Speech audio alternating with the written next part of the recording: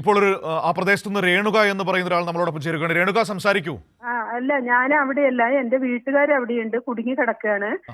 എവിടെയാ ഉള്ളതെന്ന് ചോദിച്ചാല് ഇവിടെ ഹൈസ്കൂൾ റോഡിന് ഇപ്പൊ അതില് പോകുക എന്ന് പറയുന്ന ദുഷ്കരാണ്. അവിടെ പാറയും മണ്ണും ഒക്കെ വന്ന് അടിഞ്ഞിട്ട് പിന്നെ ഇപ്പൊ അവിടെ ബ്ലോക്ക് ആയിരിക്കണം. അത് മല ഇടിഞ്ഞുകൊണ്ടേ ഇരിക്കുക എന്നാണ് ഇപ്പൊ അവര് പറയുന്നത്.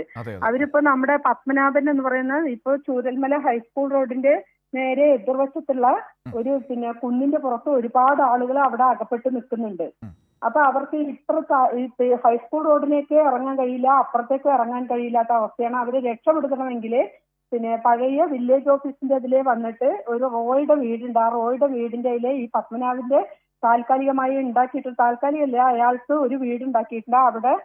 അവിടത്തേക്ക് ഒരു പിന്നെ റോഡുണ്ട്. ആ റോഡിലെ കയറിയിട്ട് ചെറിയ രീതിയിൽ ഒരു കുന്ന് കയറി കഴിഞ്ഞാൽ ഇവരുടെ അടുത്തേക്ക് എത്താൻ വേണ്ടി പറ്റും. ഇവിടെ മാത്രമല്ല, പിന്നെ പടവെട്ടിക്കുന്ന് എന്ന് പറയുന്ന ആ സ്ഥലത്തിന് ഇപ്പുറത്തേക്കായിട്ട് അവിടെ ഒരു കുഞ്ഞികൃഷ്ണൻ നായരുടെ പിന്നെ കുടുംബവും അവിടെയുള്ള കുറെ കുടുംബത്തിലെ ആൾക്കാരും അവിടെയും അകപ്പെട്ട് നിൽക്കുകയാണ്. അവർക്കൊന്നും ആളുകളായിട്ട് ബന്ധപ്പെടാനോ സ്കൂളിന്റെ മുകൾ വശമാണല്ലേ പറ്റുന്നില്ല. ഹലോ രേണുക, സ്കൂളിന്റെ മുകൾ വശമാണല്ലേ?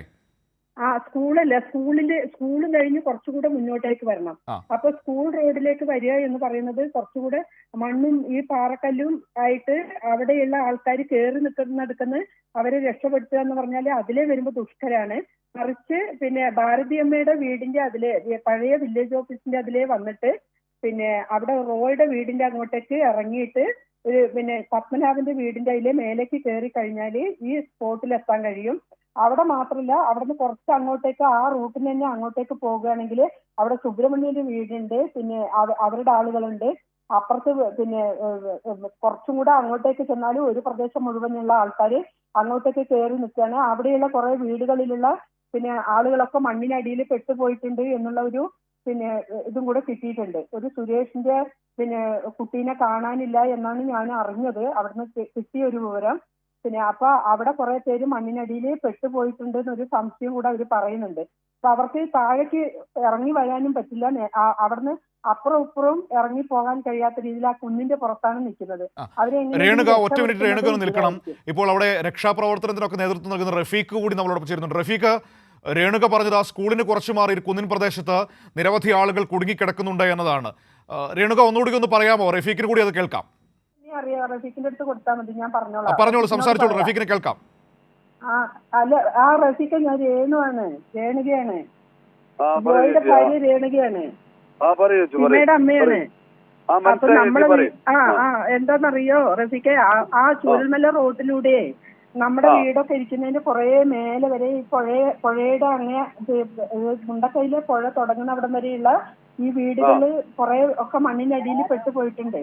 അപ്പൊ നമ്മുടെ വീട്ടുകാർ ഉൾപ്പെടെ എല്ലാവരും ഒരുപാട് ആളുകള് പിന്നെ പത്മനാഭേട്ടന്റെ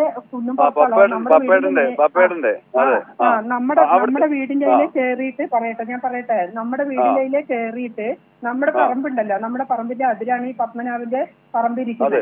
ആ കുന്നിന്റെ പുറത്താണ് അവര് നിൽക്കുന്നത്. അപ്പൊ ഇതിലെ പോയിട്ട് നമ്മുടെ ഹൈസ്കൂൾ റോഡിനെ പോയിട്ട് അവരെ ബന്ധപ്പെടാൻ വേണ്ടി കഴിയില്ല. നല്ല ദുഷ്കരാണ്. അത്രയും ഇത്തിരി ദൂരമുണ്ട്, പിന്നെ നിങ്ങൾ നിൽക്കുന്നിടത്തുനിന്ന് കുറച്ച് ദൂരമുണ്ട്. അപ്പൊ വേണ്ടത് എന്താന്ന് ചോദിച്ചാല്, നമ്മുടെ ഒരു ജലജ എന്ന് പറഞ്ഞ ഒരാൾ മരിച്ചില്ലേ, ഒരു പിന്നെ ഒരു അംഗൻവാടി ടീച്ചറ്. അപ്പൊ പഴയ വില്ലേജ് ഓഫീസിന്റെ ചോദിച്ചോട്ടെ, അതിനിടയിൽ ചോദിക്കട്ടെ. അതായത് നമ്മുടെ ഫ്രാൻസിസ് ഉണ്ടല്ലോ, DYFI ജില്ലാ പ്രസിഡന്റ്, അവരൊക്കെ അവിടെ എത്തിയിട്ടുണ്ട്. ഈ നിങ്ങൾ പറഞ്ഞ സ്ഥലത്ത് എത്തിയിട്ട് അവര് 65 പേര് ഇപ്പൊ എന്ത് ചെയ്തെന്ന് വെച്ചാൽ പിന്നെ നമ്മുടെ Suresh CPM local committee member സുരേഷേട്ടന്റെ കൂടെ സുരേഷേട്ടന്റെ കൂടെ അവരിപ്പോ എന്ത് ചെയ്യുന്ന വെച്ചാൽ ഇങ്ങോട്ടേക്ക് വന്നിട്ടുണ്ട്. ഞാനിപ്പോ സുരേഷേട്ടനെ വിളിച്ചിരുന്നു. അപ്പം സുരേഷേട്ടന്റെ ഫോൺ ഇപ്പൊ ഓഫായി പോയി. പക്ഷെ അവര് ഒന്നിച്ച് പിന്നെ ഇങ്ങോട്ടേക്ക് നടന്നു വരുന്നുണ്ട്. ഒരു ഭാഗത്തേക്ക് അങ്ങോട്ടേക്ക് വണ്ടി വിട്ടിട്ടുണ്ട്. ഇപ്പം ഇവിടുന്ന് അങ്ങോട്ടേക്ക് വണ്ടി വിട്ടിട്ടുണ്ട്. ഏത് ഭാഗത്ത് അവർ നടന്നിറങ്ങുന്ന സ്ഥലത്തേക്ക് വണ്ടി വിട്ടിട്ടുണ്ട്. ഇനിയും അതിന് പുറമെ ആളുകൾ അവിടെ ഉണ്ടോ?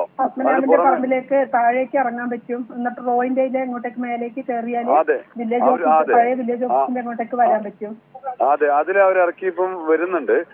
അതല്ല, കുറച്ചുപേര് ആ വന്നതിന് പുറമെ ആളുകൾ കുടുങ്ങി കിടക്കുന്നുണ്ടോ?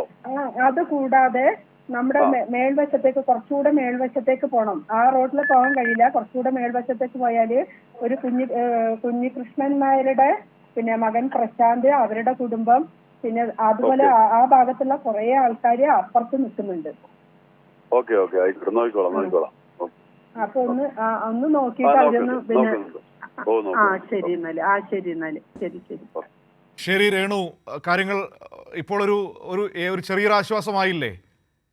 അല്ല ഞാന് അവര് എല്ലാരും കൂടെ വീടെല്ലാം പോയി എന്ന് പറഞ്ഞപ്പോഴേ മനസ്സിലായി. വലിയ സങ്കടത്തില്. ഞാനിവിടെ കൽപ്പറ്റയാ ഉള്ളത്.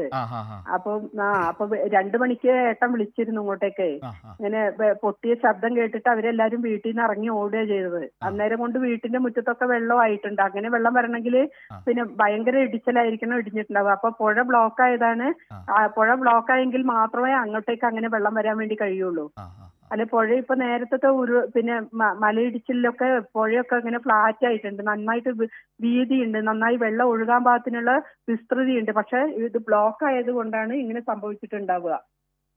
ഓക്കെ രേണു, ഏതായാലും അവരെ രക്ഷപ്പെടുത്തിയിട്ടുണ്ട്. അവരെല്ലാം സുരക്ഷിതമായ സ്ഥലങ്ങളിലേക്ക് എത്തിച്ചുകൊണ്ടിരിക്കുന്നു എന്നത് നമ്മളെ സംബന്ധിച്ച് ഏറെ ആശ്വാസകര കാര്യം തന്നെയാണ്.